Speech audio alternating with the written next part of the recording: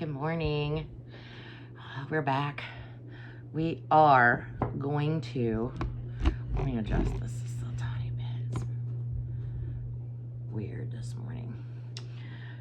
We're going to go into part three. We've talked about water. We've talked about basic, overall, general preparation. And I wanted to touch on some reasons why you would prep. You're not just prepping for no reason. There are things that happen in our life a lot now, like they just back to back. The world is on fire. So, one of the things that, I always say, and I learned this in 2020, just in my own mind, my own revelation, that our food system it's not good. And our supply chains are not secure. So, like, okay, a storm's coming. You know you got to be prepped up for a few days. What about someone losing their job, right? If you don't have to worry about food, that's one less thing you got to worry about. As you're looking for a job, you don't have to worry about feeding your family because you already got it. And, oh gosh, there's so many things. Like, we're very blessed here in America to not have war on our soil. But in a sense, we are at war. Like, y'all, it's a battle every day right now in our nation for whatever people feel like they want to rage about, right? Like, so we had the shipyards that closed or went on strike, right? So there's a supply chain issue. What about a pandemic? I mean, who knows if they're not gonna come up with another one. Another reason, like California right now is already masking up again. Why are we masking up? That's a whole nother topic, and we're not going to discuss that today. But there's multiple reasons. Someone gets sick, you land in the hospital, you break a leg, you can't get to the store. Just having what you need in your house to the best of your ability is the best thing that I can say about preparing. It's just being prepared for everyday life, any situation that comes down on your security, right? Like on your food security, your basic needs in a house every day. All right, so there's that. I'm going to talk about cash real quick because it's important. I've been hearing a lot of people talking about this out of the southeast coast. In the event of a storm or a grid down, this is part of your prep too, okay? It's not just, oh, I should have some cash. No, you really should have some cash. We are pretty much we're very close to being a cashless nation right now. Like, I rarely ever have cash in my purse. So whatever you can set aside, put it somewhere in your house, just cash. I recommend, like, my general goal is to have a couple $100 in there. I know not everybody can do that, but let's just say you threw $10 a week into your little stash jar, and till you got to 200, if that was your goal, right? Make sure you have small bills. Don't have a bunch of $100 bills or 50s or even 20s, because when those lines get backed up at the grocery store and the grocery store finally opens, one of the things that people were talking about was there were long lines, and they'd be behind 10, 12 people, and the person at the front of the line would get sent to the back because they didn't have cash. Not the person, but the store itself ran out of small change, couldn't make change. So you got to get through the rest of the line. So be that person that's prepared enough to, if you're going to go spend $22, you have $22. Maybe it's $22.50 and you give them 23. I give up 50 cents to get out of the store, but I don't want to give up $80 for my $20 purchase because they don't have change. I'm not doing that. Like, I'm not giving that up. So think about that. That's another prep for emergent situations. All right, I'm gonna jump into food. Food is gonna be probably a 3-part series if I really do it well, and that is my goal. Today we're going to talk about ingredient preparation. So this is not really about canned goods, but it will be in there as well. And I just want to talk about some of the ingredients that you should keep on hand, because let's say the power comes back up, but the store shelves are empty still, right? Like, we don't know what the situation is, or you lose your job and you still have access to your power and you can still cook and you can do all those things. Ingredient cooking is going to save you money. It's going to occupy your time and make you feel better about what you're serving your family as well. So the first thing we're going to start with is sugars, sweets. And I don't mean sweets like junk food. I mean sugar, brown sugar, syrups, pancake syrups, molasses. What else do I have? Honey. All the things that you can use as sweeteners, okay? They have a very, like, honey's one of the things that they call a 100-year food, because it just doesn't go bad. It might crystallize. It might ferment. You can still use it. I keep it in a dark place in my pantry. Same with molasses, dark space on the shelf in the back. And do I use a lot of molasses? Actually, I do, because when we're talking about sugars, I do not purchase brown sugar anymore.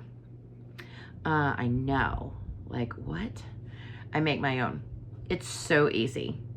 1 tablespoon of molasses, bootstrap, backstrap. I can't think of what it's called. Blackstrap, bootstrap, blackstrap. I think it's blackstrap. Molasses. And it's 1 tablespoon to 1 cup of white sugar. Put it in your mixer, mix it up, you have brown sugar. Done. You don't need to buy it and stock it up on your shelf. Nor are you any longer reliable on the system to produce that for you. My jar of molasses is every bit of 2 years old, if not 3. I only use it, I have only used it for very few recipes here and there, mostly like cooking or baking, and making brown sugar. That's all I use it for. But it has a forever shelf life. It's not going anywhere. It's not going to go bad on you. Just keep it in your pantry in a dark place with your honey. Pancake syrups. I have 2 or 3 bottles of those sitting on my shelf. Why? We don't even eat pancakes. So these are the things that you should think about when you're stocking up. Like, what do you eat? But I do have grandchildren, and they love pancakes. So I do go through it. You can add it to anything to make it sweeter if you need to. So you just use it like you would sugar. Same with honey. I usually keep in. Honey's very expensive, but it's also very good for you. Buy local to your area, because it has a lot of anti-allergen properties in it and immune system boosting. So if you buy it from your area and those bees have pollinated in your area, it helps you build a resistance to allergies. Just a little tip, and maybe you don't care, but there you go, you got it anyway. My job is not to discern what you need, but to give you what I think I want you to know and what's been important to me. So those are kind of the sweet things. Let's go back to sugar real quick. White sugar. You can buy the pure cane sugar. I just buy regular white sugar. I do. I'm basic like that. I don't use a lot of sugar. But I buy 25-pound bags of sugar. I know that seems excessive, but is that not a year's worth of food on your shelf? Ingredient cooking. One thing you never have to worry about. If you buy and get down to the end of the 25-pound bag, when I empty it into my container that sits on my counter for daily use or weekly use or baking or whatever, I will put another one in the freezer. Super easy. And it's not, it might be, I don't know what the cost of it is. I haven't bought one for a year. And so when it gets to be baking season, around the holidays, when I do a lot more baking, I have it. And that's usually when I use it up the most, right?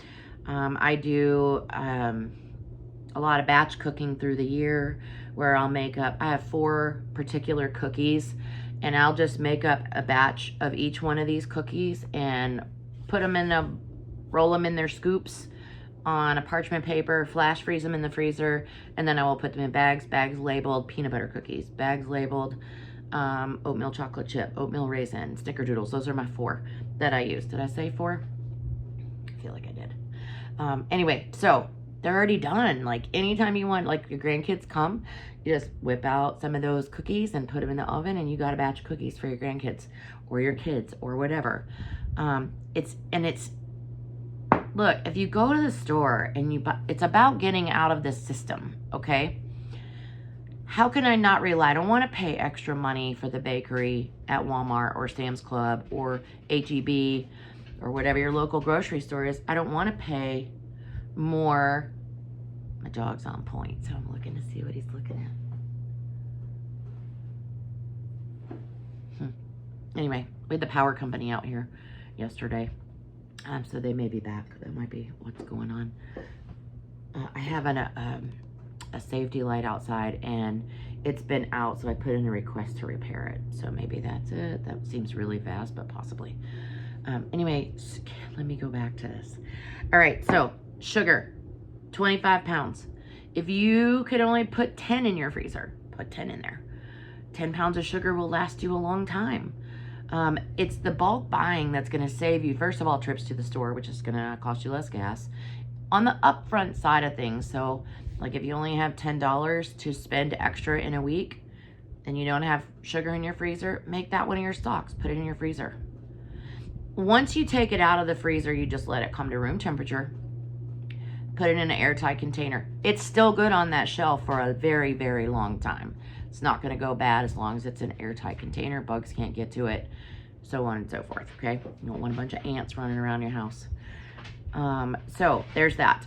I do the same thing with flour. Now, I don't buy 25-pound bags of flour because it's usually hard for me to find that. So I'll buy 2 5-pound bags of flour, whatever kind of flour you use. If it's whole wheat, buy that. If it's one of the fresher grains, like I don't know.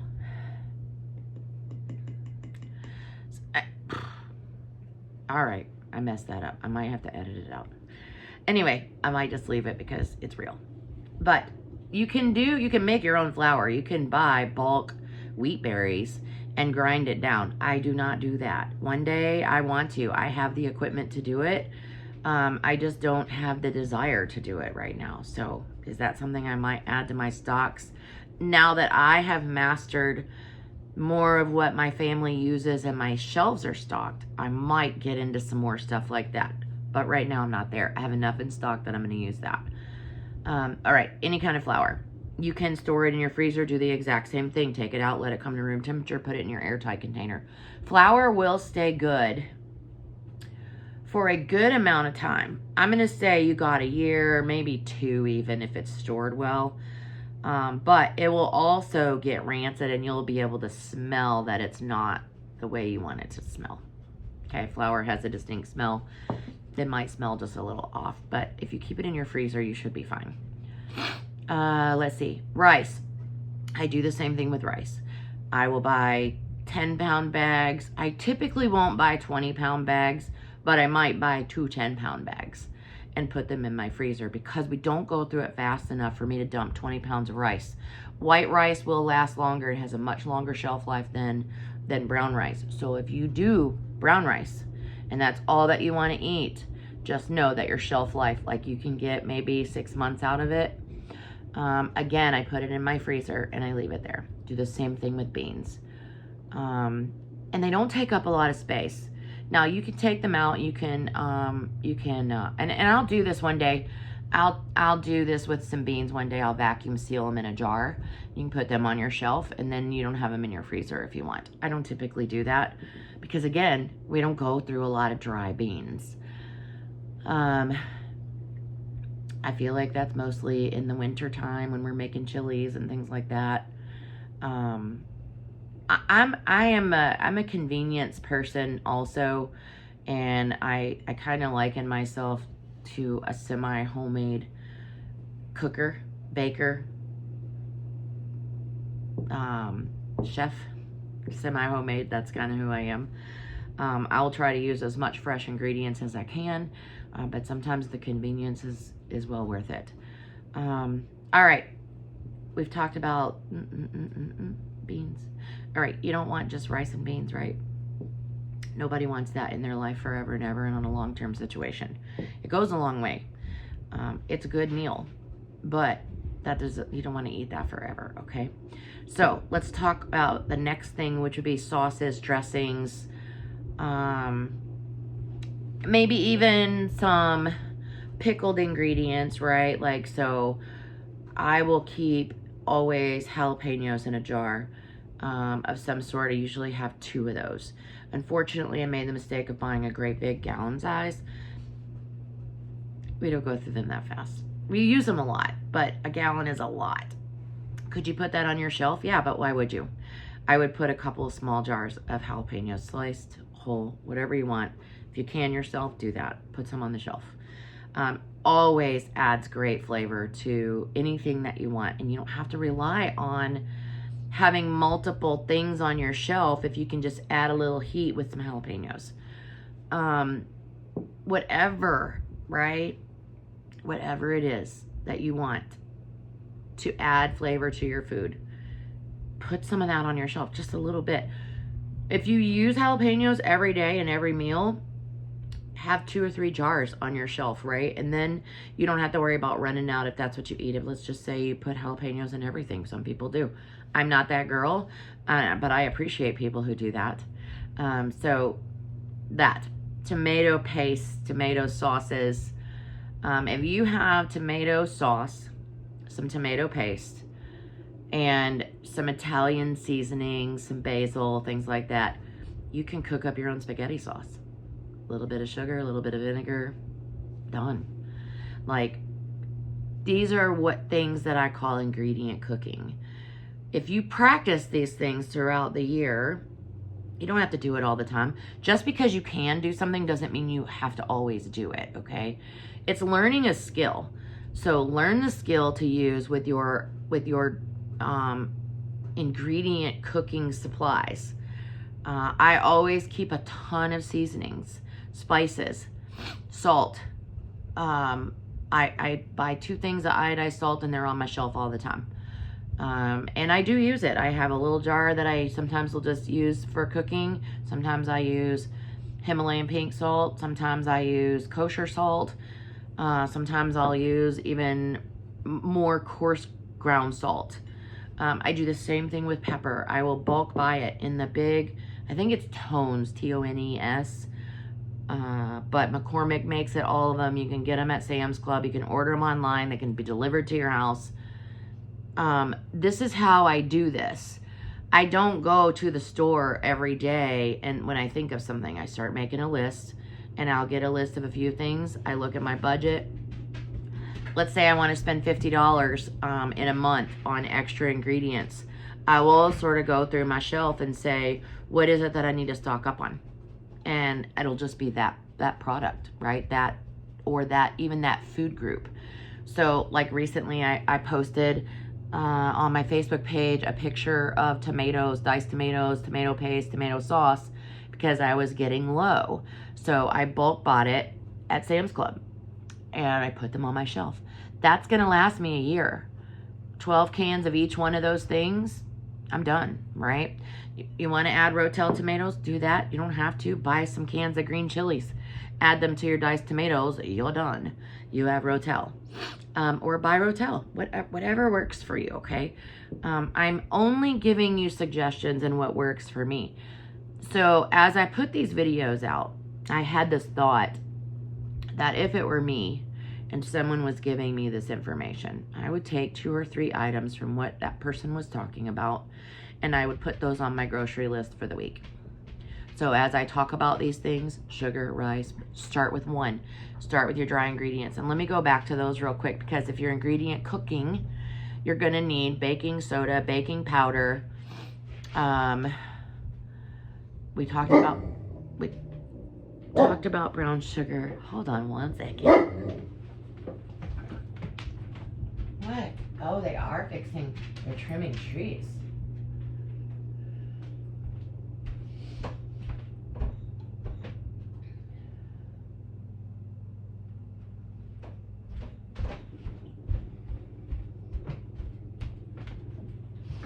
Okay, they are replacing my safety light. I just put in the request yesterday. Pretty fast. That's what my dog's barking at. Sorry. I may have to pause this and finish it later if he's going to keep acting up. But he is my guard boy, and there's somebody floating around in a bucket out there, and he don't like it. All right.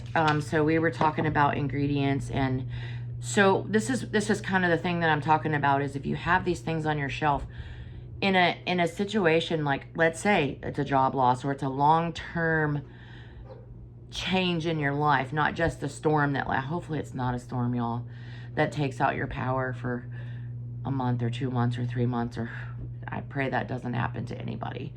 It is happening right now in our nation, and it is disheartening to know that they're going through this. But those are the things that I'm talking about, is having those ingredients on hand. So let's say it's a supply chain issue. You don't have to worry about, do you have ketchup on your shelf? Make your own. I don't know how to make ketchup, but I can tell you, I'm sure I can figure it out. But if I have tomato base, I can make just about, even if you do whole tomatoes, you can grind them down and make your own. You can blend them, make your own tomato sauce. Just, it doesn't have to be every single item that you can think of. It can be, what can I turn this into? Tomato sauce and tomato paste, I can make my own spaghetti sauce. I can make a marinara. I can make some chili. Tomato juice. You can keep blending it down, cooking it and reducing it, and get your own tomato paste if you don't buy that. Tomato paste to me is very hard because it's a little jar, but you only use usually like a tablespoon or two. You don't use a lot of it. So what I do with that can is I'll open it, use it for my recipe, and then I will put it in a Ziploc freezer bag, label it, and put it in my freezer the rest of it. And I may not use it the next time. I may forget that it's in there, and I may open another can and do the same thing. And then at the end of the year, you have these little packages of tomato paste. So try to be diligent about that, better than I am. Okay, so we talked about tomatoes. Good base ingredients, okay? The other thing I keep on my shelf is pre-made spaghetti sauce, condiments, ketchup, mayonnaise. Mayonnaise has a decent shelf life. I sometimes will have 2 jars because there are times when I go through it a lot. Like if we go on and think about this in a grid down, if you got to make a big batch of tuna salad or chicken salad, you're going to use up quite a bit of it. When the girls are really laying, which they're not right now, I make a lot of deviled eggs. I go through a lot of mayo. Potato salad goes a long way. You need a lot of mayo.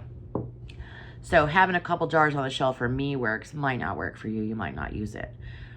Mustard, I always have. I do this at Sam's also because they have the great big things. They will stay forever in my refrigerator once I open them, but they'll stay a long, long time on my shelf too. So 3 of those, like I think you buy at Sam's, I think it's 3 of the big Prego. I think that's what I bought. That'll last us a long time. And like I said, we don't use the whole jar. We will maybe use half the jar, and then we will put the rest of it in the freezer in a Ziploc bag and label it. This is what it is. This is the date I put it in there. And then I'll try to use that up the next time. And sometimes I do, sometimes I don't. Sometimes I forget, or I don't even think about it. Most of the time.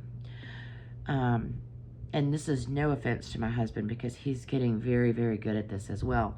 But most of the time he'll just open something from the shelf. Like he'll just go and he knows it's on the shelf and he'll open it. So that happens. It's okay. There's no loss to it because you can preserve anything. All right. What else? All right, we did condiments. How about steak sauce, Worcestershire sauce? I usually keep 2 to 3 bottles of that on my shelf.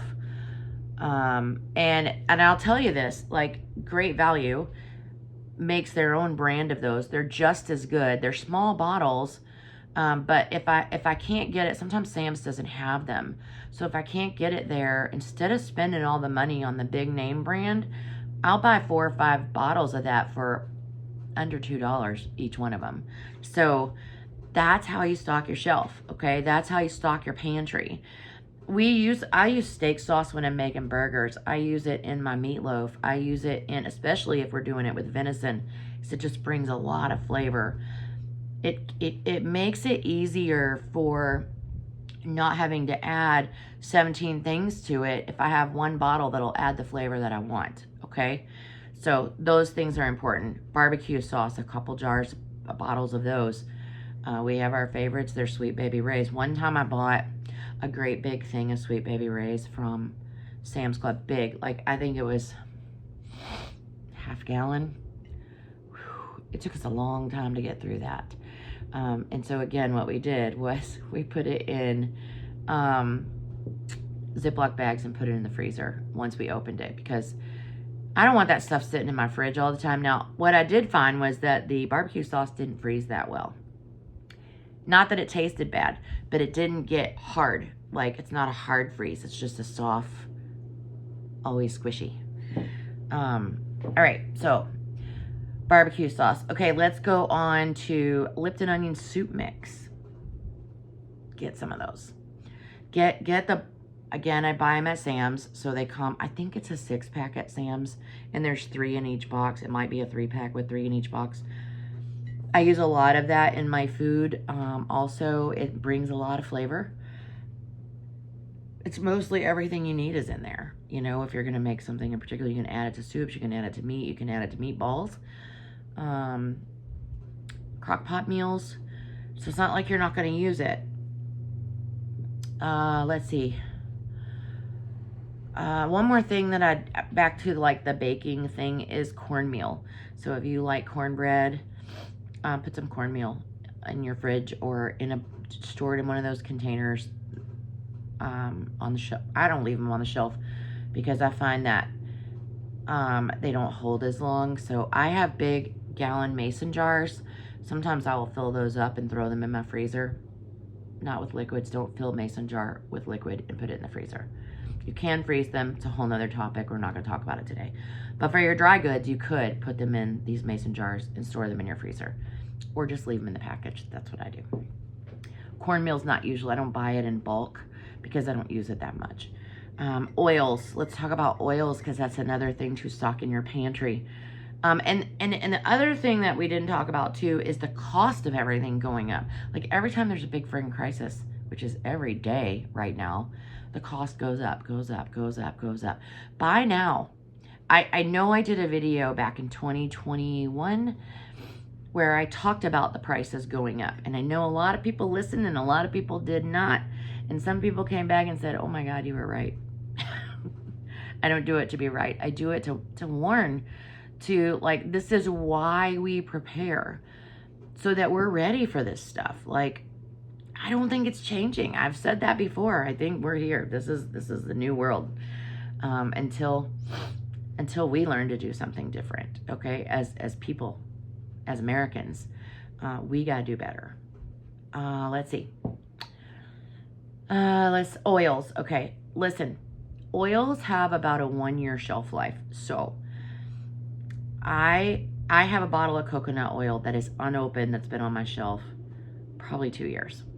I don't use a lot of coconut oil. If you do, buy that. If you use a lot of olive oil, which I do, I use mostly olive oil and avocado oil. Those are our 2 big oils. I also make my own beef tallow, so I don't buy Crisco. But if you did buy Crisco, first of all, I would say please rethink that. It is not good for you. But secondly, if you have access to someone who makes beef tallow in a jar, do get that. That stuff has a 1-year shelf life. I use it for everything. If I'm going to fry up sausage patties, I throw beef tallow in the bottom of the pan, and that's what I fry them in. Hamburger patties, venison burgers. You can use it as anything. Like, it's a good oil to just use for your everyday cooking. It is actually better for you than the petroleum-based stuff. I know they came back and said, no, it's not good, but it is. It's very much better for you. It's anything that you can get from the ground or natural is going to be better for you than something that's processed or man-made. So just remember that. So it lasts for a year. Usually when I make it, I have several jars, so I try to give some to my kids. They're kind of like, I don't know if I'll use this. But it has a 1 year shelf life outside of the fridge. And if you have enough, like I always have at least one extra, it goes in my fridge. And it'll stay good in there for 2 years. Once it's in the fridge for me, I don't bring it back out and leave it out. I will always leave it in the fridge. It's just my preference. That's just how I roll. You do it however you want. And if you know better, put it in the comments. Do that. All right, let's see. Pastas, did we cover that? Anyway, look, pastas also will store in the freezer. Or I have plastic airtight containers. I sometimes will just open the bag and throw them in there. I feel like we eat pasta probably a couple times a month in some form or fashion. One of the things that we use the most is spaghetti or linguine or something like that, fettuccine. I don't buy lasagna noodles a lot because it's a big process to make lasagna, and when I do that, it's a batch cooking, and I'll make up 4 or 5 dinners out of a batch of lasagna and put them in the freezer for convenience meals. So that's about a once a year gig for me. So I only buy that when I need it, okay? I don't need it to take up space on my shelf. All right, we covered pasta, rice, beans. Let's jump into some canned goods. Oils. So, let's go canned goods. All right, cream of chicken soup, cream of mushroom soup. They make excellent gravies. If you got to throw some meat in a crock pot and you cover it in some cream of mushroom soup and just let it cook there, you have a lovely gravy at the end of the day. Same with chicken, cream of chicken. I don't use as much cream of chicken, but I always have it on my shelf, multiple cans. I buy the big family cans. I'll do that several times a year. We may have, at any given time, I will have no less than 4 cream of mushroom or cream of chicken family size on my shelf. And when I get down to 2, I'll buy more, right? So if you don't use it that much, don't do that. That's why I say I have a lot more chicken, probably chicken on my shelf than I do cream of mushroom, because I'll throw that in a lot of different things. Let's see. We talked a little bit about spices, seasonings, salt, pepper, Tony Chachere's, whatever you like, right? Put a couple of those on your shelf. Because when you buy them at the cheapest price, which is right now today, whatever you purchase today, you're guaranteed to get it at that price. Tomorrow it might go up, or it might not be available. So that's why I say these things. Stock up. Be prepared. That's really the gist of the whole thing. We're about 33 minutes in. I don't have a lot more for today without going into greater detail, but we will talk about some canned goods real quick. Just do what I told you on the buy a case of them. Buy 6 cans of one thing. If your family likes green beans, do that. We really like the Italian green beans, and I can't think of whose name it is on there, but there's some lady, and she has really yummy Italian green beans. I have always 4 of those on my shelf. Sometimes they may sit there for, half the year, and I forget about them, or we haven't, because I also can my own green beans.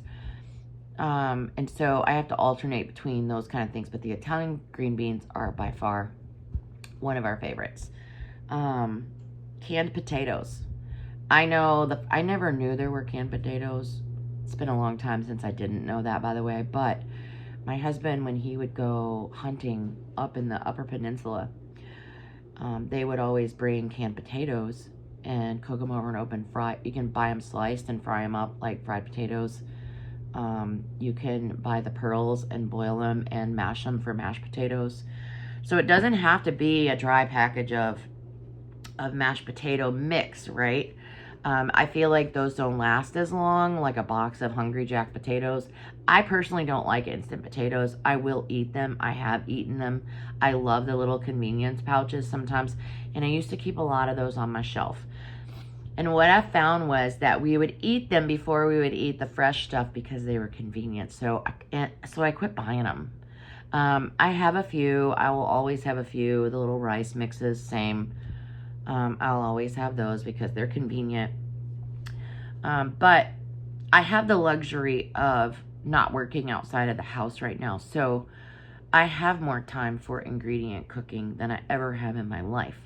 Other than maybe when my kids were little and I was home. But I want you to think about the things that you can like make something else out of. It doesn't have to be like I open up a can of corn. You can do green beans. I think that there's canned asparagus or jarred asparagus.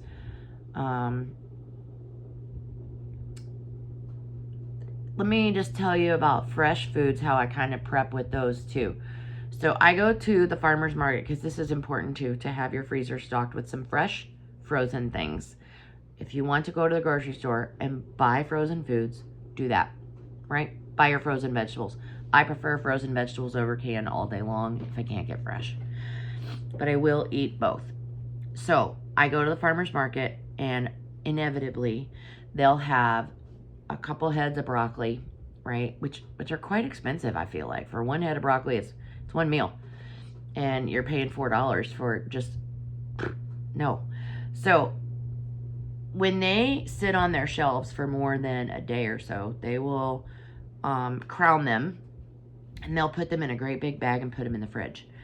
I pay $4 for a giant bag of fresh broccoli, okay? So when I get home, I will blanch them. And for anybody who doesn't know, blanching is boiling water, put your vegetable in there for about 1 minute, depending on what the vegetable is. It's a little more detailed than that, but you can look it up, or I can talk more about it later. But I will then vacuum seal serving sizes for Chris and I. So I will get 6 meals out of this one bag of broccoli that I pay the same price for one head of broccoli for. Again, it's getting out of the system, having the stuff that you need prepared. I also do that with strawberries. They have I swear they wait for me to show up. And I've done it multiple times, and it'll be 8 pounds of strawberries. I will top them, clean them, and flash freeze them. And flash freezing is simply this: on a big cookie sheet, put down parchment paper, dry your fruit, put it on there individually, and freeze it. Take it out, and then vacuum seal it in the sections that even they're not all stuck together. Same thing with cookies. That's what I do with them. That's called flash freezing. I do that with the broccoli also, so it's not all stuck together. You can do that with green beans. You can do that with kale. You can do that with peppers. You can do that with anything. You find a good sale on tomatoes, buy the tomatoes, throw them in your freezer. You don't have to do nothing with them. Nothing. Just put them in their whole. Put them in a Ziploc bag. Put them in the freezer. When you need them, you pull them all out, you boil them down, you make your own sauce. So many ways to do things preparing that aren't just normal routine stuff that we do. I'm not telling you to go to the store and stock up on everything. I'm also not telling you to not do that. If that's what works for your life, there are single moms out there, single dads out there who work and run their kids to sports and love on their babies and do homework, and they need convenience food. I'm all about that. Just buy the best stuff that you can buy. I know at one point I talked about organic vegetables. There is a place called Azure Standard. I do not have an affiliate link with them. I don't have an affiliate link with anybody, by the way. But Azure Standard has just about, it's AZURE Standard. They are not your typical place. They basically have a pickup zone in your area.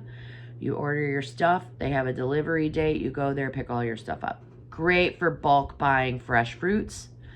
So if you want to make your own applesauce, they have apples. They're organic stuff. But they also have it already canned.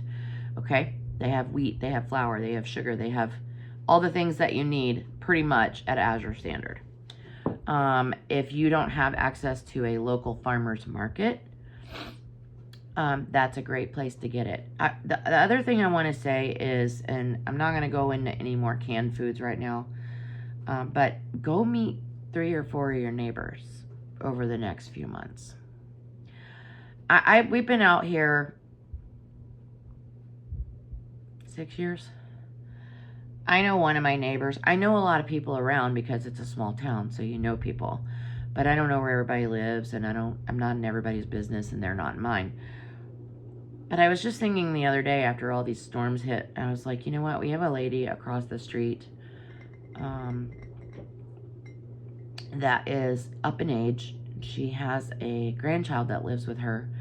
And I would guess him to be, I feel like he's probably about 15 now. And he does a lot of stuff for her. But I wanted to meet her because she might need us, right? Her and the 15-year-old. You know the 15-year-old's not thinking about preparing. Now, she may be a great preparer. I don't know. But I would just like to meet some of these people. So meet a couple of your neighbors. And just know who needs to be checked on. And that's part of preparedness, too. Community coming together, you know, when everybody's freezers are down, everybody needs to cook all their food. So why not share your food, right? If you have the excess to do it. Maybe you're the person that needs someone to share their food with you. So it's just about getting to know the people around you and what the needs look like. All right, y'all, I'm going to wrap this up. I know it was long. I hope it was informative. There's so much to talk about.